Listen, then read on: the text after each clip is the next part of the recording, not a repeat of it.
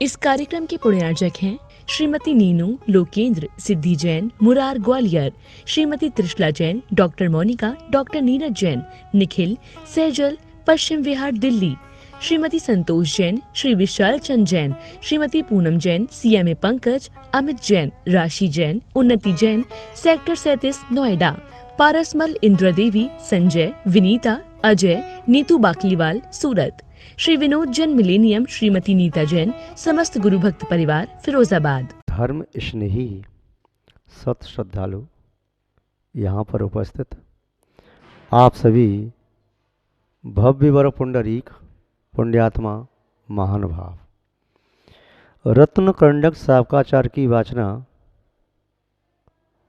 आप देख रहे थे और उस वाचना में शावक के सप्तशील व्रतों में से जो चतुर्थ शिक्षा व्रत था, अतिथि सम्यभाग या वैया वृत्ति, उसका स्वरूप जान रहे थे। उसके अंतर्गत 4 प्रकार के दान का कथन चल रहा है। आहार दान, औषध दान, शास्त्र दान, अभय दान। आचार्य समंतभट्ट स्वामी जी ने इन 4 प्रकार के दानों में सुप्रसिद्ध महानुभावों के नाम उल्लेख भी किए हैं। आहार दान में महाराज श्रीसेन, औषधि दान में कुमारिका वृषभसेना, शास्त्र दान में कौंडिश और वशतिका दान में शुकर। श्लोक नंबर 118, इसमें महाराज बता रहे थे श्रीसेन वृषभसेन कौंडिश शुक्र दृष्टान्ता वैयावत्य शेते चतुर्विकल्प मंतव्य, चतुर्विकल्प मंतव्य, 4 विकल्प मानना चाहिए। तो आज शास्त्र दान के संबंध में बात करें। शास्त्र दान क्या है? जैसे शरीर की रक्षा करने के लिए शस्त्र होता है, वैसे ही आत्मा की रक्षा करने के लिए शास्त्र होता है।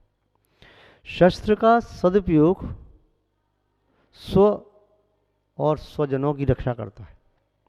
शस्त्र का सदुपयोग स्वधर्म और स्वधर्म के आयतनों की रक्षा करता है।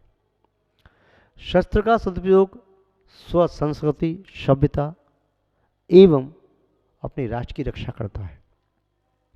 उसी तरह शास्त्र का सदुपयोग स्व आत्मा की और स्वजनों की आत्मा की रक्षा करता है। शास्त्र और शस्त्र दोनों में थोड़ा अंतर है। शस्त्र एक समय के बाद उपयोग करते करते अपने प्रभाव को कम कर देता है। माना कि तलवार है, प्रयोग करते करते वह मोतरी हो सकती है, कुछ समय के बाद टूट भी सकती है, फिर वह जीर्ण शीर्ण हो सकती है, उसमें जंग आदि लग सकती है और उपयोगहीन हो जाती है। किंतु शास्त्र में ये बात नहीं है। शास्त्र में जो ज्ञान लिखा है, उस शास्त्र के ज्ञान को 100 वर्ष पूर्व, 100 वर्ष बाद, 1000 वर्ष बाद वह कभी मोथरा नहीं होता। जैसे तलवार मोथरी हो गई, शास्त्र शास्त्र रहता है। वह हमेशा ही उतनी ही शक्ति से, उपयोगिता से युक्त होता है जो जिस समय लिखा जाता है। क्योंकि ये शास्त्र भगवान की वाणी होती है। इसमें जो कुछ होता है यूनिवर्सल ट्रुथ होता है, सार्वभौमिक सत्य होता है। इसमें किंचित भी असत्य नहीं। और जब प्रयुक्त हुई थी भगवान की वाणी, जब खिली, उस समय भी प्राणी मात्र के कल्याण के लिए थी और आज उसका हम उपयोग कर रहे हैं, आज भी प्राणी मात्र के कल्याण के लिए है और आज से हजारों वर्ष बाद भी वह कल्याण के लिए समर्थ रहेगी। उसकी वैल्यू कभी कम नहीं होती। महानुभाव, शास्त्र चाहे आत्म विकास के लिए हो, चाहे देश की समृद्धि के लिए हो, चाहे शरीर के आरोग्य लाभ के लिए हो, चाहे व्यक्ति के स्वस्थ विचारों के लिए हो, चाहे आत्मा को परमात्मा बनाने के लिए हो। शास्त्रों में ऐसे सूत्र होते हैं जिनका अनुपालन करके जीवन की सभी प्रकार की गुत्थियों को सुलझाया जा सकता है। शास्त्रों में ऐसी विधि होती है जिन विधि का अनुपालन करके व्यक्ति अपने कार्य का संपूर्ण फल प्राप्त कर सकता है। शास्त्रों में ऐसी पद्धति है जिस पद्धति का अनुकरण करके व्यक्ति अपने कार्य को सरलता से संपन्न कर सकता है। बिना शास्त्र की विधि के, बिना शास्त्रों के अध्ययन किए व्यक्ति सत्य से बहुत दूर चला जाता है, और सत्य से दूर जाने का अर्थ है अंधकार में भटकना। शास्त्र चैतन्य में प्रकाश कहलाते हैं। शास्त्र ज्ञान के माध्यम से चेतना के प्रदेशों में प्रकाश होता है। शास्त्र का स्वाध्याय करना अपनी चेतना में ज्ञान का दीपक जलाना है। जैसे आपके घर में लाइट न हो, लाइट चली जाए, अंधेरा छा जाता है, फिर आप टॉर्च आदि का प्रयोग करते हैं, वैसे ही आपकी हमारी आत्मा में यदि प्रकाश करना है तो ज्ञान का दीपक ही प्रकाश करता है। बाहर की अग्नि बाहर के अंधकार को भगाती है, तो ज्ञान की अग्नि चेतना के अंधकार को भगाती है। उस ज्ञान की अग्नि, ज्ञान का दीपक प्रज्वलन करने के लिए जैसे बाहर के दीपक के लिए तेल बाती आदि की आवश्यकता होती है, ऐसे ही अंतरंग के दीपक को, ज्ञान के दीपक को प्रज्वलित करने के लिए शब्द की ज्योति की आवश्यकता होती है, और अर्थ का घृत भी चाहिए। स्निग्ध पदार्थ, शब्द और अर्थ दोनों हैं तो शास्त्र का वह ज्ञान आत्मा का कल्याण करने में समर्थ है। दीपक में वत्ती हो, स्निग्ध पदार्थ न हो तो वत्ती 2 क्षण में जल जाएगी, ज़्यादा समय टिक नहीं पाएगी। और घृत हो, वत्ती न हो तो दीपक जल नहीं पाएगा। दीपक ही न हो तो दीपक जल नहीं पाएगा। तीनों आवश्यक हैं, दीपक भी, भरा हुआ घृत भी, बत्ती भी। शास्त्रों की आवश्यकता के संबंध में आचार्य यशीर्ति महाराज प्रबोध शाह में एक अच्छी बात रखते हैं। न सत्येव ध्रुवम सर्वम श्रुतभावेत्र ही शासनम तस्मात् सर्व प्रयत्नेन सुत्सारम समुद्धरेत। क्या कहा? नश्यति एव ध्रुवम सर्वम सुतभावेत शासनम। श्रुत का अभाव होने पर अत्र शासनम, शासन नष्ट हुआ मानो। नश्यति एव ध्रुवम सर्वम, ऐसा मान लो सब नष्ट हो गया। जब शास्त्र का अभाव हो गया तो सब कुछ नष्ट हो गया, शासन नष्ट हो गया, सब कुछ नष्ट हो गया। इसलिए तस्मात् सर्व प्रयत्नेन, संपूर्ण प्रकार से प्रयत्न करके, सुतसारम समुद्धरेत, शास्त्र का हमेशा उद्धार करना चाहिए, शास्त्र का प्रकाशन कराना चाहिए। शास्त्र आपके पास हैं तो दूसरों को अध्ययन करने के लिए देना चाहिए, नहीं है तो आपको दूसरे से मंगाना चाहिए। प्रकाशित नहीं है, प्रकाशन करा के उसे पहुंचाओ उपयोगी चीज़ को। क्योंकि मिठाई एक बार खा लोगे तो दोबारा ना खा पाओगे।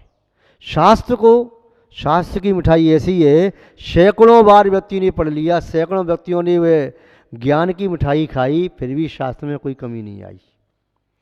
तो मिठाई खिलाने से व्यक्ति को तृप्ति नहीं होती। हो सकता है मिठाई खिलाने से 10 मिनट की तृप्ति हो जाए, किंतु शास्त्र का ज्ञान देने से, ज्ञान की 4 बात देने से उसके यावत जीवन तृप्ति होती है। नीतिकार जैसे कहते हैं, अन्नदानम परम दानम विद्यादानम तथा परम अन्यन क्षण तृप्ति यावत जीवन च विद्या। अन्नदान देने से तो क्षण भर की तृप्ति होती है, परम दान कहते हैं अन्नदानम परम दानम, विद्यादानम तथा परम, ज्ञान का दान उससे भी श्रेष्ठ होता है। अन्न से तो क्षण भर की तृप्ति है, विद्या के, ज्ञान के दान से यावत जीवम, केवल यावत जीवम नहीं, भव तक तृप्ति होती है। मिठाई आपने खिला करके सामने वाले को आपने संतुष्ट करना चाहा, हो सकता है मिठाई स्वास्थ्य के लिए हानिकारक हो जाए। कोई डायबिटिक है, उसको मिठाई खिलाओगे उसका स्वास्थ्य खराब हो जाएगा। किंतु ज्ञान की बात तो किसी को सुनाओ, बालक को, युवा को, प्रौढ़ को, वृद्ध को, किसी को सुनाओ, ज्ञान की बात सबको अच्छी लगती है। तो महानुभाव वह एक ऐसी मिठास है जिस मिठास को प्राप्त करके सब तृप्त और संतुष्ट होते हैं। आचार्य यशकीर्ति महाराज ने प्रवचन में और आगे भी लिखा है, स्वतात तत्व परामर्श, स्वतात स्वसमय वर्धनम, तीर्थेशा भावतः सर्वम, स्वताधीनम ही शासनम।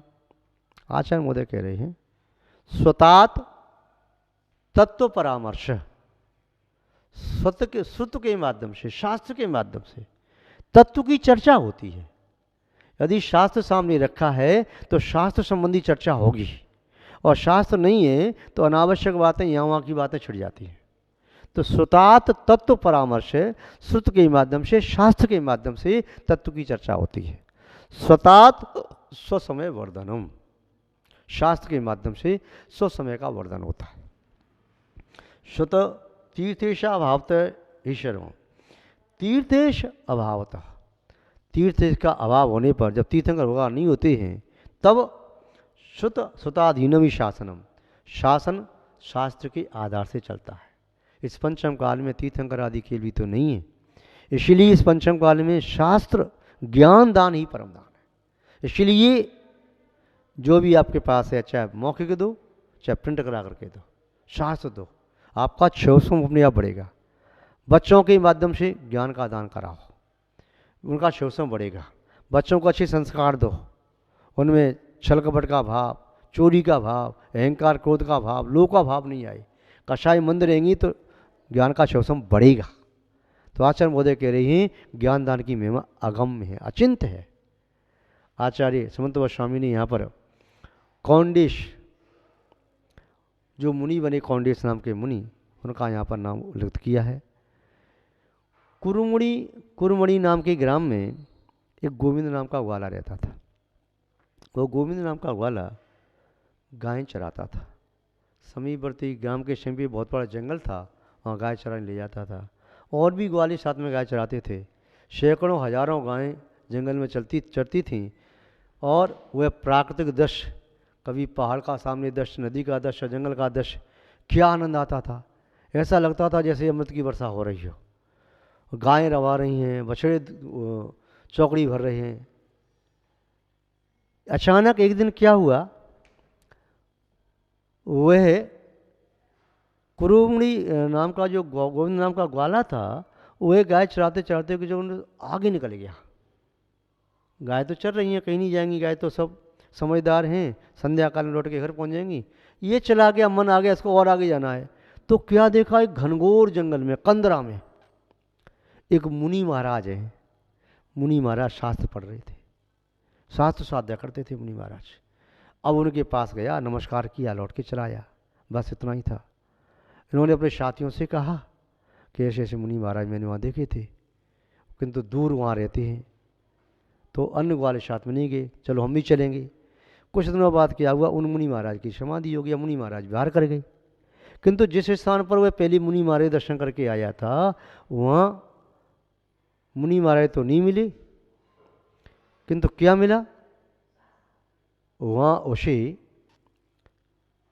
उस कोटर में दिखाई दिया कि इसमें कुछ रखा है कुछ, देखूं क्या है। तो उसे लगा मुझे कोई अपराध न हो जाए, क्या चीज़ रखी है, मैं बिना पूछे किसी की वस्तु कैसे उठाऊं। तो उसे जो कि तो छोड़ दिया, कुछ रखा रहने दो। कुछ दिनों बाद फिर वो मित्र आए, देखा कि जंगल में आग लग गई। तो उन्हें लगा जंगल में आग लगी कि मुनि महाराज आग की लपेट में नहीं आ गए हों और शास्त्र नहीं जल गया हो। तो दौड़ करके आता है वह, अगला दौड़ता जा रहा है। तो उसे देख करके उसे देखा कि आग तो जंगल में लगी है। उसके आश्चर्य का ठिकाना नहीं रहा कि जिस वृक्ष की कोटर में शास्त्र रखा है, उस वृक्ष के आसपास आग नहीं लगी और चारों तरफ आग लगी है।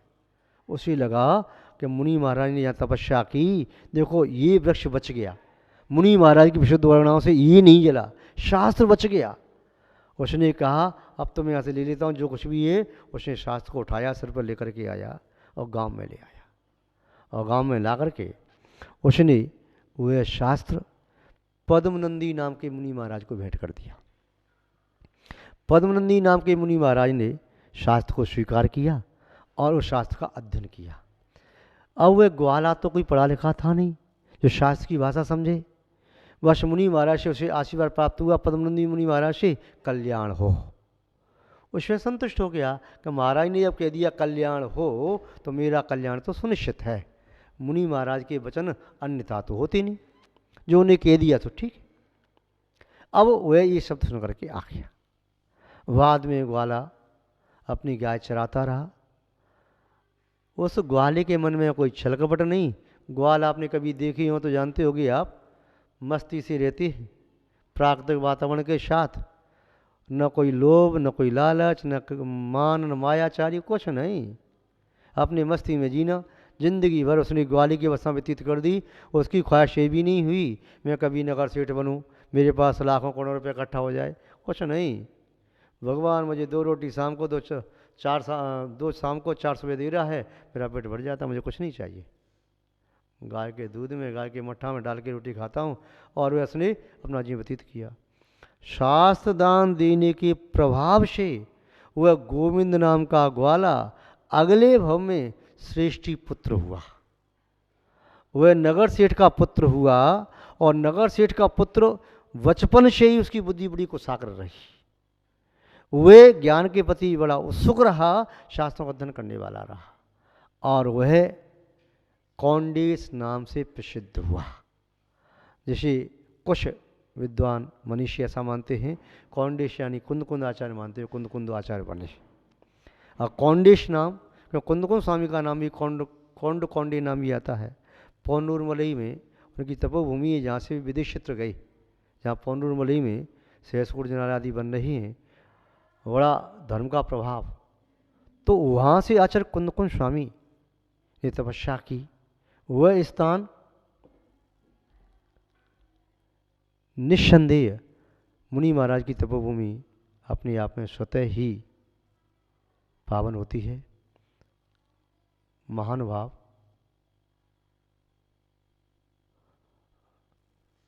आचार्य महोदय इतना ही कहना चाह रहे हैं कि ज्ञान दान जीवन में श्रेष्ठ दान है। आप लोग भी अपनी प्रवृत्ति ज्ञान दान में बनाएं। इन्हीं सद्भावनाओं के साथ हम शब्द श्रृंखला को विराम देते हैं। जय बोले श्री शांतनाथ भगवान की, पूज्य आचार्य गुरुदेव शिवानंद महाराज की, अहिंसा में विश्व धर्म की। इस कार्यक्रम के पुण्यार्चक थे श्रीमती नीनू लोकेंद्र सिद्धि Jain Murar Gwalior, Shrimati Trishala Jain, doctor Monika, doctor Neeraj Jain, Nikhil Saizal Paschim Vihar Delhi, Shrimati Santosh Jain, Shri Vishal Chand Jain, Shrimati Poonam Jain, CMA Pankaj, Amit Jain, राशि जैन, उन्नति जैन, सेक्टर 37 नोएडा, पारसमल इंद्र देवी, संजय, विनीता, अजय, नीतू बाकलीवाल सूरत, श्री विनोद जैन मिलेनियम, श्रीमती नीता जैन, समस्त गुरु भक्त परिवार फिरोजाबाद।